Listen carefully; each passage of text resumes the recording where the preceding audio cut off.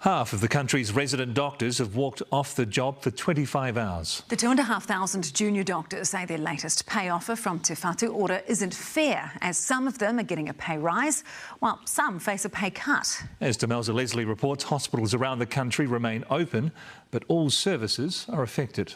Fair pay will make us stay. From the front line to the picket line, pushing back for better pay. Most of us, here are concerned that people will die because we're understaffed, overworked. Te Whatu Ora has offered most of these doctors a 20% pay rise, but about 600 doctors working in areas such as general practice and psychiatry would receive either a pay freeze or cut. By offering a pay cut, they fail to retain and recruit into this specialty and further worsen our already pretty significant workforce crisis. These doctors are just out of medical school or about to become specialists. It's hard to recruit, it's hard to retain. We see doctors going overseas, places like Australia, or leaving medicine. Their calls receiving plenty of attention.